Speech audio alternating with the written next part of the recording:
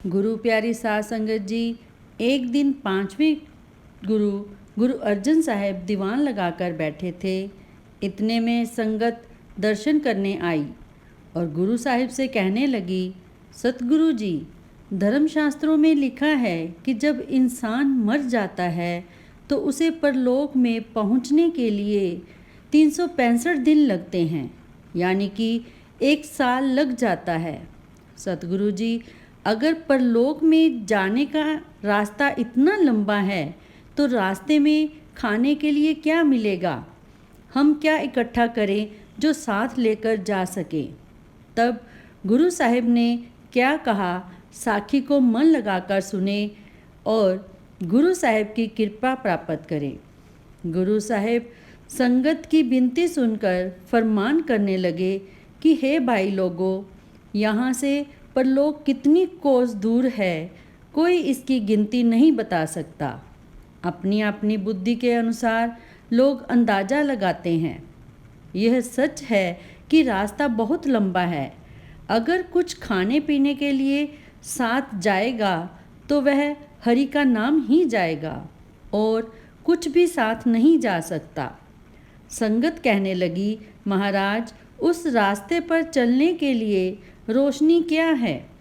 तब गुरु जी ने कहा, जिह पैंडे महा अंध गुबारा, हरि का नाम संग उजियारा। जिस रास्ते पर बहुत ही अंधेरा है वहाँ हरि का नाम ही प्रकाशमान होता है। संगत कहने लगी कि महाराज जी, ऊपर कोई जान पहचान वाला होगा या नहीं होगा?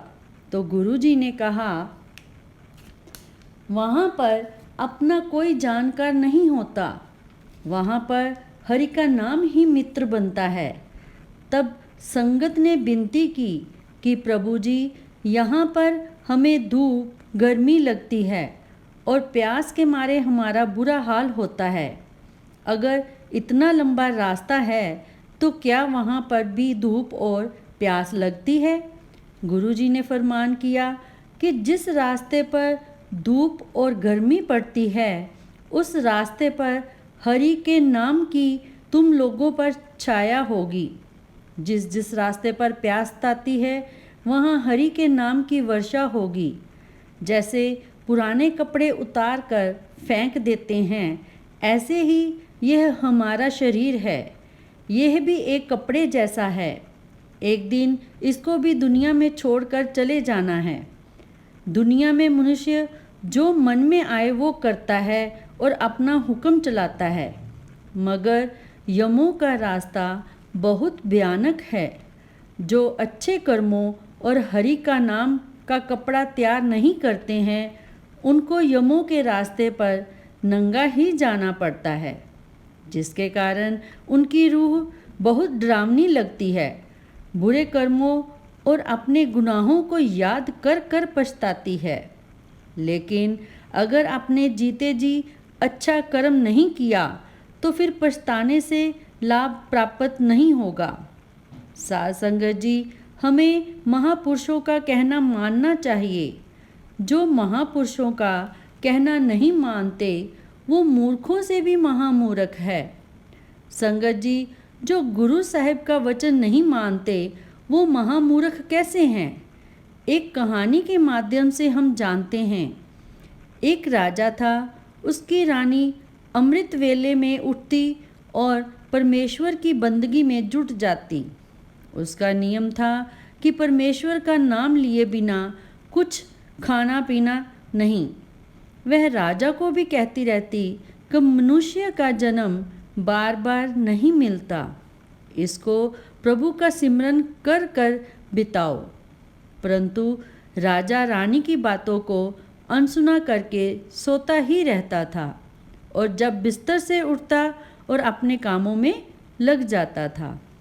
एक दिन रानी कहने लगी, हे राजन, आप तो महामूर्ख हो। राजा सोच में पड़ गया कि रानी ने मुझे महामूर्ख क्यों कहा है। इसमें कोई राज हो सकता है। इसमें ऐसी कौन सी मूर्खता है जो रानी को मुझ में दिखाई दी।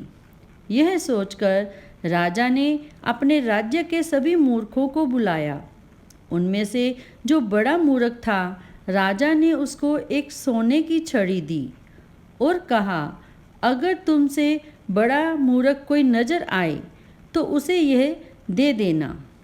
कुछ समय व्यतीत होने के बाद राजा बीमार पड़ गया। राजा ने अपने वजीर को कहा कि जिस मूर्ख को मैंने सोने की छड़ी दी थी उसे बुलाओ। वजीर ने मूर्ख को बुला लिया और मूर्ख ने आते ही राजा को कहा कि हे राजन, मुझे क्यों बुलाया है?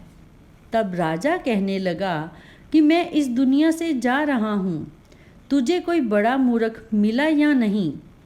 तब मूर्ख कहने लगा, हे राजन, आप कहाँ जा रहे हो? तो राजा ने कहा, मैं परलोक की यात्रा करने जा रहा हूँ। मूर्ख कहने लगा, हे राजन, आप कब आओगे? तो राजा ने कहा, अभी मैं वापस नहीं आऊँगा। मूर्ख ने फिर से कहा, जहाँ आप जा रहे हो वह रास्ता कितनी दूर है? तब राजा ने उत्तर दिया कि उस रास्ते की दूरी की गिनती नहीं की जा सकती। तब मूर्ख हैरान होकर बोला, हे राजन, इतने लंबे रास्ते पर आप अकेले ही जाओगे? आपके साथ और कौन कौन जा रहा है? आपकी फौज जा रही है या आपकी रानियां जा रही हैं, या राजकुमार जा रहे हैं, या कोई साक संबंधी जा रहे हैं? तब राजा ने कहा, मेरे साथ कोई नहीं जा रहा, मैं अकेला ही जा रहा हूँ। तब मूर्ख बोला, हे राजन, रास्ते में खाने पीने के लिए कुछ लेकर जा रहे होंगे, क्योंकि लंबा रास्ता है। तब राजा ने कहा, मेरे साथ कुछ भी नहीं जाएगा, खाली हाथ आया था और खाली हाथ ही जा रहा हूँ।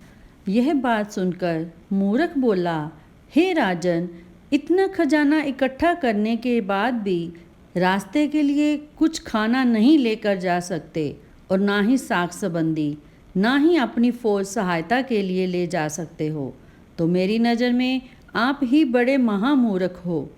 यह जानते हुए भी परमेश्वर का नाम नहीं ले सके, और ना ही दान पुण्य किया, ना ही कोई नेक कमाई की, और ना ही कोई अच्छा कर्म किया। इसलिए इस छड़ी के हकदार आप ही हो। राजा को अपनी रानी की कई बातें याद आने लगी। वह सोचने लगे कि काश मैं अपनी रानी का कहना मानकर प्रभु का सिमरन कर लेता तो मुझे पछताना ना पड़ता। मगर समय निकल जाने के बाद हाथ में कुछ नहीं आता। इसलिए साध संगत जी, समय की रफ्तार को समझते हुए जिंदगी का कुछ समय बेकार की बातें छोड़कर परमेश्वर में लगाएं, ताकि हमारा जीवन भी सफल हो जाए। वाहेगुरु जी का खालसा, वाहेगुरु जी की फतेह। साध संगत जी, अगर आपको ये साखी अच्छी लगी हो तो कृपया चैनल को सब्सक्राइब ज़रूर करें और ज़्यादा से ज़्यादा वीडियो को लाइक करें और शेयर करें।